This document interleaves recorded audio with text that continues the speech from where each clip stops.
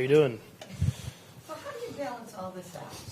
Going to the Super Bowl for the first time, knowing there's distractions, hearing what everybody says, yet keeping that laser focus, getting ready for the 49ers. Yeah, I think the biggest thing is in these first few days trying to get everything settled as far as getting family and friends at the game and everything like that, and getting them the tickets squared away, hotel rooms and stuff like that. And so that now going into the week, I can really focus in on the game plan and doing everything. And obviously, I've already watched film Monday, Tuesday, and stuff like that. But getting my family squared away first, and then now I can really just focus in on doing what it takes in order to win it.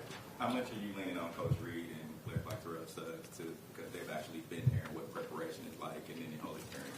Yeah, for sure. I mean, really talking to those guys, seeing what the week's like. First off, I mean, obviously we have a schedule of how we're doing everything, but seeing what extra free time I think I can pick up in order to either study more or get guys together to get some more work in. Yeah, I mean, just using those guys and their experiences to really have an understanding of what we're going into and what to expect. How much time did you allow yourself to celebrate the win on Sunday? And it's a bigger win than the regular. Yeah, I think just that night, I mean, just kind of with the family and friends and some teammates, just kind of just enjoying it. But then going in on Monday, we got right back onto the 49ers. And the good thing about this is we know who we're playing, so you can kind of use this extra week and really focus in on one team so that you can prepare yourself in the best way possible. Patrick, what do you see at first glance? Maybe you got a chance to watch the AFC Championship game on a replay or film coming in. What are your first impressions of the 49ers in that defense that you're going to be facing? Yeah, I mean, obviously they have a ton of playmakers on the defense, defensive line, linebackers, and secondary, where they have guys that have had experience and they have young guys that are super talented. And so you can see that the young guys have really grown as the years went on, as they've learned from other guys around. And, I mean, they're very sound in what they do and the coverages that they play. And so for us, it's about just having to execute at a high level and knowing it's going to be a great challenge on every single play. Shot a couple of TV commercials with Aaron Rodgers, right? So do you have you already, or will you call him and say, hey, what do you think? What did you see when you were out there? Maybe steal some ideas after he just played it. Yeah, I haven't even thought about that. I might need to, but no, it's I do have a relationship where I can talk to him and text him and do stuff like that. But I'll probably just focus in on what we do here and what Coach Reed game plans, because I know he done a good job of game planning all year long. Patrick, what was extra time? How do you make sure you don't go like over analysis and spending too much time watching the film with all the extra time? Yeah, I mean, I don't think you can spend too much time watching film, but I think you can spend too much time trying to dissect every single thing. I think there's times where you're playing a team that like them, that they play their certain coverages and they play them really well, that you just have to go out there and execute. I mean, that's the biggest thing. The plays are going to be there. You're going to have chances in the game to have opportunities, but they're not going to be a ton. So when you do get those opportunities, just make sure you execute at a high level.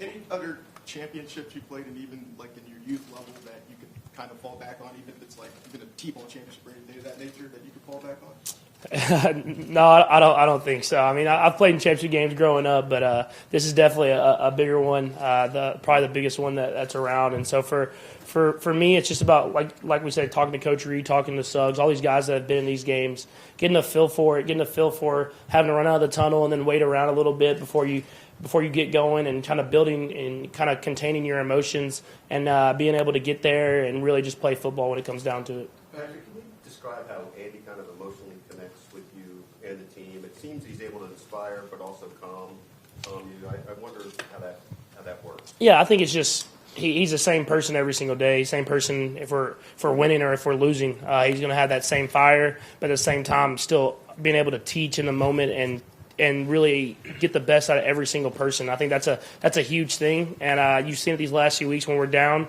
and you've seen it when we've been up in games. We still have that same mentality of taking it one play at a time and trying to be great for that play. And one other part to that, I mean, his own connection with you directly. I was sort of joking with him the other day about you guys are completing each other's sentences, and he said you actually are. Have you caught on to that experience, or do you remember that happening a few times? Yeah, it's happened before. Matt Moore has a great story about it, one of his first weeks here. But no, it's just being on the same page in the game, knowing what he's going to call before he's going to call it, having the same feel for the game, and then making sure we're communicating. That stuff that Coach Reed does a great job with, as well as Coach Bieniemy and Coach Kafka. Does he still do impressions of you? Yeah, every once in a while he'll throw it out there still. So he keeps the room alive, I guess you would say, and making sure that you know that he can still throw a joke here and there, even during a week like this. Patrick, on the touchdown to Sammy, it seemed like you were evading pressure right in your face and somehow still managed to look down the field. It's just like incredibly rare. Is that something that you've always been able to do, or is that something maybe you've worked on? Like, what's the key to that? Yeah, I think it's something that I've always done is whenever I'm scrambling, keep my eyes downfield. I've never been the fastest guy, so I've always wanted to get to guys like Tyreek and McCole and Travis and all these other guys and Sammy. And so for me, actually on that play, I left the pocket a little too early just because they did kind of a stunt with the D-line, and I thought I could run for it. And as I saw it develop, and I knew I kind of had to reset in the pocket, and as I did that, I got back through my reads, and Sammy was a guy I was going to go to anyways, and he did a good job of fighting through a holding penalty and getting downfield, and so I was able to get the ball to him in enough time that he can score a touchdown. You've been here for a few years now. So you haven't been around this like 50 years like the city's been for this to happen. How do you guys guard against winning on Sunday not being the destination? You know, did you have one more game and not let that part creep in because there's such a celebration around here because it's been so long? Yeah, I mean, obviously we celebrated that night, but I think the mentality of these guys in this locker room is that we want to get the big one. We want to not fall short. We want to make sure that we're going to the Super Bowl and that we can win it, and not regret not preparing or doing whatever it takes to do that. And I think as with the guys in this locker room, we're going to take advantage of every single day.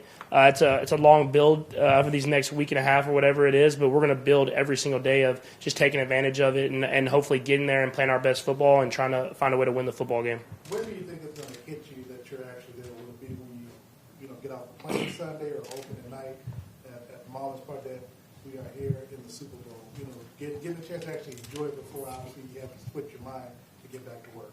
Yeah, I think when I get on the plane and it's snowing and then get off and I'm sweating, I'll know I'm there. But seriously, before up on that, look at the last 3 months you all have played in cold weather, maybe outside of Nashville. What's going to be like now? You know, kickoff should be about 70 degrees when you all play for the championship. Yeah, I mean it's crazy. Coach Reed's been talking about it since the playoffs started, staying in warm weather shape, and I think he said something about it after the game. And so guys have been getting extra running in, getting extra stuff in to make sure they're ready to be in this opportunity and be in this spot. And so obviously we know going from snow and to 70, 80 degrees is going to be different, but we're going to make sure that we prepare ourselves physically and mentally to go out there and be able to play a full 4 quarters or whatever it takes. Patrick, against the Broncos, you were mic'd up and asked, did I look like Lamar there on that juke? And then against the Titans on Sunday, you run that 27-yard touchdown, break some tackles. How much have you tried to emulate his game, just the respect that you have and that you talked about between players like Lamar and Sean? Yeah, I mean, I watch everybody in the league and try to see stuff that guys are doing. I think you do that as a quarterback when you're watching a lot of these great players. And so, for me, I try not to. I know I can't juke like Lamar or do stuff like that, but I feel like I can't extend plays. And when I watch similar opponents, like I will watch with Lamar playing the 49ers and seeing how he could extend plays, then I know that that's some stuff that I could take away. But I obviously can't run at the same agility or speed that he can. We talk a lot about Andy getting a Super Bowl, but Travis being at this for 7 years. Just what's the sense that you get of just how bad he wants this, given the success of his brother and just going through Alex and so on and so forth? Yeah, I mean, Travis, he's played a lot of great football in his career, and I mean, I know he's super excited to play in the Super Bowl and get a chance to play for it. Obviously, he watched his brother do it and saw how much excitement and stuff that was, and so I know it's going to be an exciting moment. But I think the biggest thing for all of us is just being who we are, and that's stuff that we preach every single day. Is just we take advantage of every single rep, we let our personality show, and we try to find a way to win the game in any way possible. What was the Matt Moore story? It was one of the stories you got to ask him. It's about how I completed Coach Reed's sentences one of the first weeks here, and he knew that's when we were kind of on the same wavelength. From your perspective, just what kind of emotional lift was it to have Chris in uniform and then to see him play for the rest of the way? Yeah, I mean, the way he's able to disrupt what the offense is trying to do, either it's sacks or just getting in the backfield and setting it up for someone else to make a play. I mean, he's a special football player, and so for us to have him back, him knowing that he's battling through injury and he was still going out there and giving his best effort every single play.